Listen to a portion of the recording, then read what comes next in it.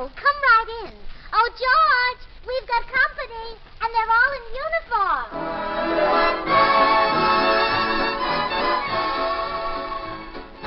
Well, George has been a very unhappy man since that bane of his existence, handsome Gordon Cates, moved in next door. We find George watching him through the window as we meet the people who live in the Burns home, George and Gracie.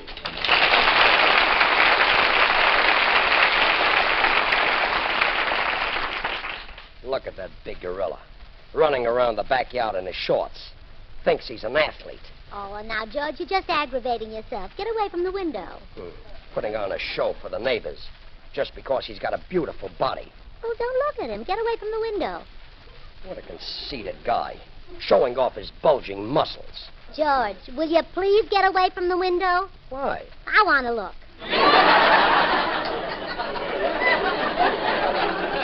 Oh, fine. Well, so that's the great Gordon Cates. What's that thing he's tossing up in the air? That's what makes him so healthy. That's a medicine ball.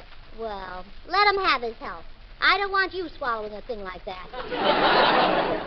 You don't swallow it. Toss it around to build up, to build you up and to build up your body. I'll have to admit he's got the kind of figure women crave. Not me, George. I never did crave a big, muscular, broad-shouldered figure like that. Really? Well, of course not. How would I look in an evening gown?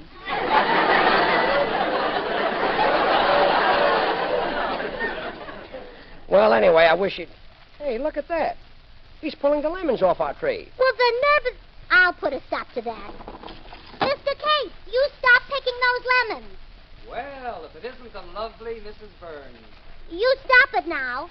How can you look so charming this early in the morning? Never mind. Just get away from those lemons. You look younger every day. Well, you can pick one or two. Not only younger, but more beautiful, if such a thing is possible. George, go down and help him pick the lemons.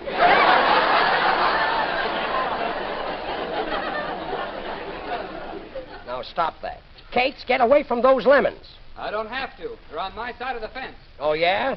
Then I'll come down and make you stop.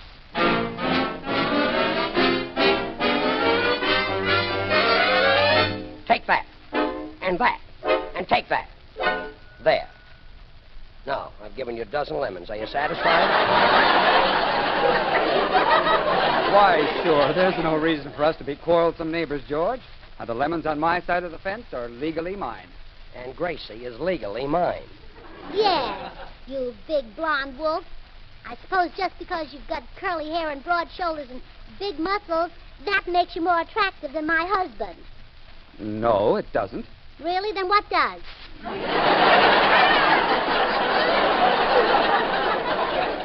Gracie, whose side are you on? Why, I'm on your side, darling. Well, say something in my Well, favor. I don't like conceited men who think they're so handsome. Oh, now, Mrs. Burns, have you ever heard me say that I'm handsome? Well, no. You haven't? No. Well, I am, you know. Come on, Gracie, let's go in the house.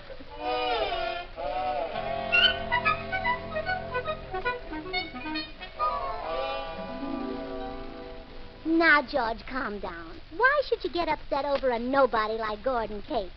Why, you're a big star. You're a famous personality. Yeah, that's right. Why, when the average person walks into a restaurant and asks for a table, the waiter insults them. But not you. You're a celebrity. The head waiter insults you.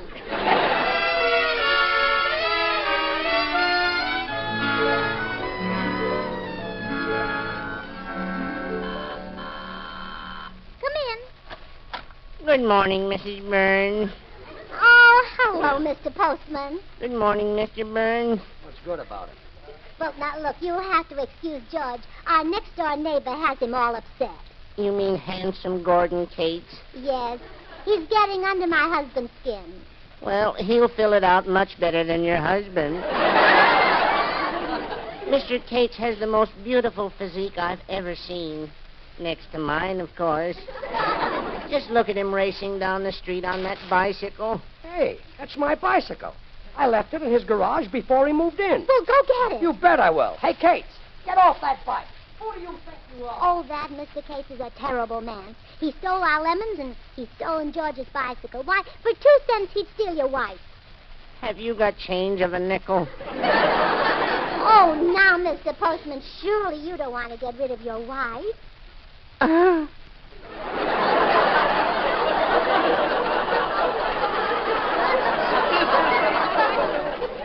You say some rather fantastic things. Well, have you really made an effort to get along with her? Oh, I've tried everything. I even bought 2 lovebirds and put them where my wife could watch them. I thought it might give her ideas. Did it? No, but it gave the lovebirds ideas. They beat each other's brains out. Oh, my goodness. Tell me, Mr. Postman, why did you ever marry your wife? I didn't know we were getting married. She told me it was a civil service examination.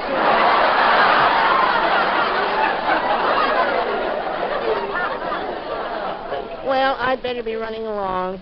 Bye, Mrs. Burns. Remember, keep smiling. Goodbye, Mr. Postman. Oh, here comes George, empty-handed. You like that big ape. He wouldn't give me the bicycle. Said I couldn't prove it was mine. The bully. Didn't want to start a fight on account of my glasses. That's right. You didn't have them on. Yeah. But Mr. Cates seems very friendly. Now, you see, he's looking out of the window at you. He's giving you the Boy Scout salute. Where? Right there. Only, George, I thought they put their finger to their forehead. That does it. I'm going next door and punk him. I'm gonna poke him right in the eye.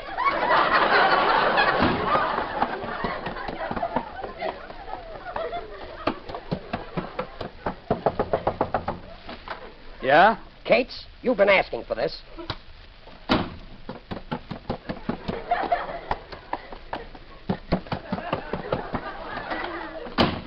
Oh, sit down, dear. I'll get a piece of beefsteak for your eye. Felix Mills with the orchestra, and I'm confessing that I love you. I'm confessing that I love you. Tell me, do you love me too? I'm confessing that I need you, honest I do. Need you every moment, in your eyes I read such strange things, but your lips deny they're true. Will your answer really change things, making me blue? I'm afraid someday you'll leave me, saying can't we still be friends? If you go, you know you'll grieve me. All in life on you depends. Am I guessing that you love me? Am I dreaming dreams of you in bed? I'm confessing that I love you over again.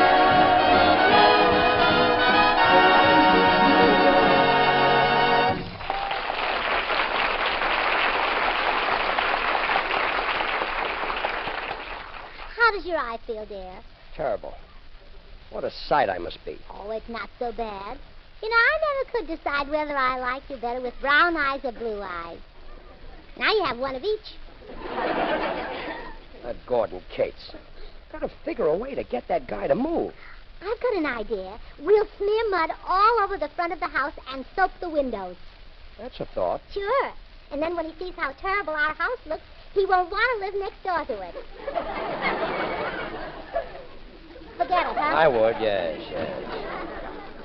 Oh, there you are. Hello, Uncle John. Say, I was just watching Gordon Cates ride his bicycle down the street. He certainly is an attractive fellow. Yes, he even caught George's eye. Hey, your pal Gordon Cates gave me the shine-up. Uncle John, see if you can cheer George up. Why, you bet I'll cheer you up, George. That Gordon Cates is no pal of mine. Picking on a little anemic, defenseless fella like you. Look, Uncle John. What's more, he's a coward. Hitting you in the eye so you couldn't see to run away. Uncle John. He thinks he's such a big, powerful man, giving you a black eye. Why, anybody could do that. All right, you've cheered me up enough, Uncle. It burns me up to see a man pick on you just because you're past the age where you can defend yourself. I know you like me, yes, you like me, Uncle. I'll be in the den if you want me to cheer you up some more. Oh, isn't Uncle John sweet, George? I want him to stay with us permanently. You do, huh? Yes. Gracie, I'll make a little bargain with you.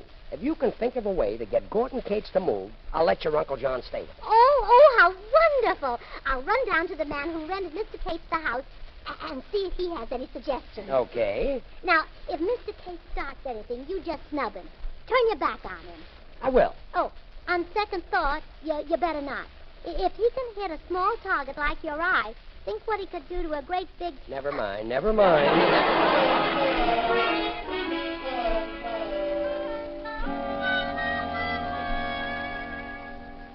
But, Mr. Perkins, you rented him the house. Can't you unrent it? I'm sorry, Mrs. Burns, but there's no way to make Mr. Cates move. Unless, of course, he happens to break a zoning regulation. Zoning regulation? What's that? Well, certain things can't be done in certain neighborhoods. For instance, in yours, no person may keep pigs on their property. No person may... Oh, I see. If they kept pigs, they'd get thrown out? Yes, but I'm sure that pigs would never enter Mr. Cates' mind. No, but they might enter his garage. Oh, thanks for your help, Mr. Perkins. Well, I've given you no help. You're cute.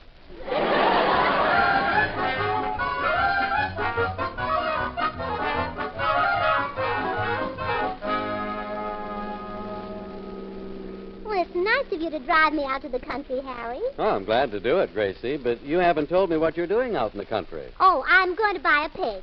Oh, shopping for a little ham, huh? Oh, no. George doesn't even know about it. And, Harry, I wish you wouldn't call him that. Well, Gracie, I didn't... Well, let it go. It's a natural mistake. Here's a farm where I think you'll find some good pigs. Harry, you seem awfully familiar with this lonely country road. Oh, well, this is where I bring my girls on dates, you know. We park under that big elm over there. Why, Harry. Oh, I don't just bring any girl out here, you know. No? No, she's got to have an A coupon. I'm no dummy, you know. Oh, Harry, I'm surprised at you. A big grown-up man parking with girls. Now, if you were a boy, it wouldn't be so bad. Can I tell you something? It's not so bad anyway. It's fun, you know. I put my arm around her, and she puts her head on my shoulder. Then what? Oh. Oh, well, let it go, Harry. This is where I get out. Honey, that's what all the other girls say. Look, Gracie, I'll pick you up here in about a half hour, huh? And say, let me give you a tip. If you want to get a good pig, don't let on that you're a city girl. Well, now, don't worry. I'll act like a regular straw seed. Don't they call a country boy Rube? Yeah. Well, they'll think my name is Ruby. See you later, Harry.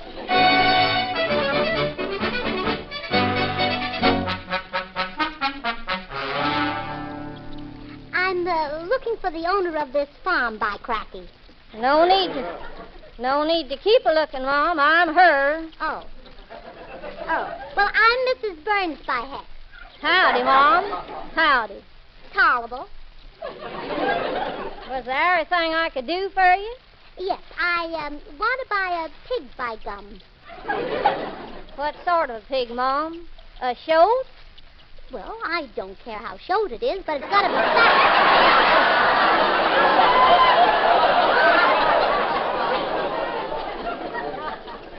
I reckon we can find a critter to suit you. Oh, and don't think you can put anything over on me. I used to live on a farm myself. Oh. Well, I reckon yourn was more than just a plain old dirt farm. Oh, yes. We didn't have to raise our dirt. It just grew wild. Well, you're awful pretty to work on a farm. Tolerable. But I didn't mind the work. I was up every morning popping the corn, bucking the wheat, plowing away with my horses hitched to the silo.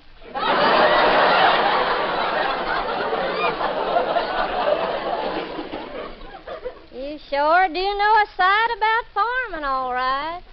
Tolerable.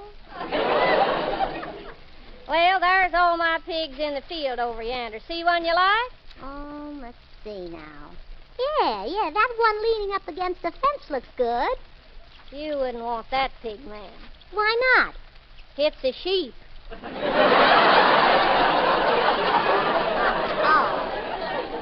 Oh, sure.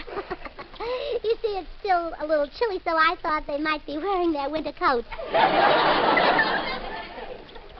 Better let me pick one out for you, lady. All right. I expect when you get this here pig home, you will just have a big barbecue with all the trimmings. Well, certainly not. Why should I cook for a pig? Not for me, anyhow. I'm going to put it in a neighbor's garage. I'll be dogged if I even try to figure it out. I'll wait here, you wait here, and I'll fetch you one. Tolerable.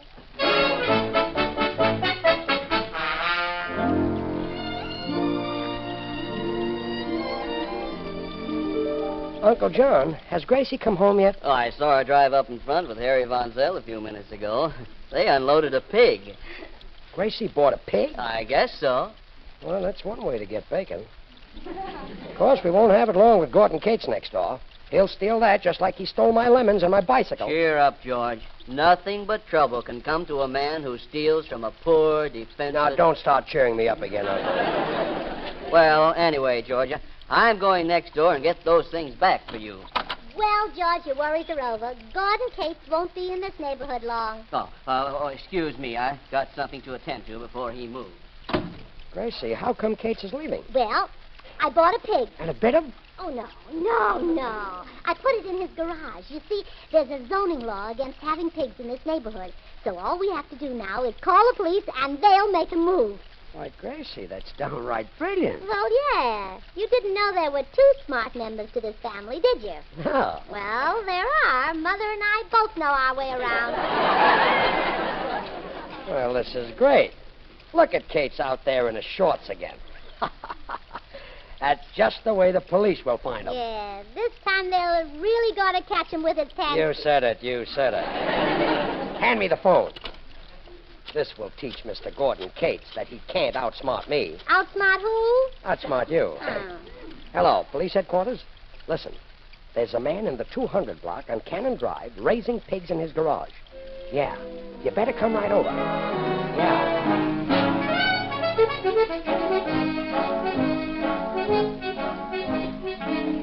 By golly, George was right. Here's his bicycle in Mr. Cates' garage, big as life. Well, I'll be darned. He's already stolen the pig. Well, come along, little piggy. You're going right back to George's garage where you belong.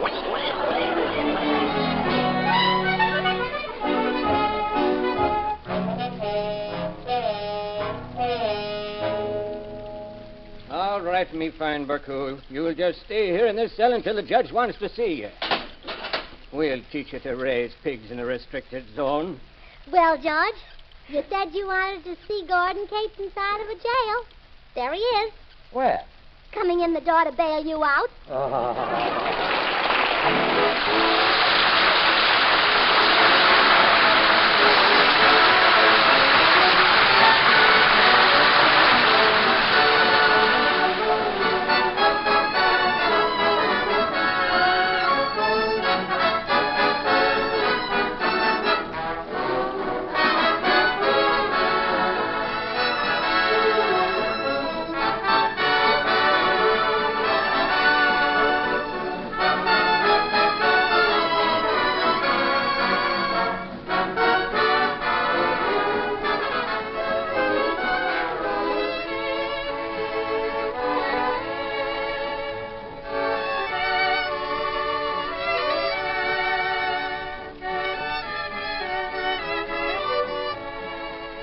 Don't forget, George and Gracie will be on hand next week.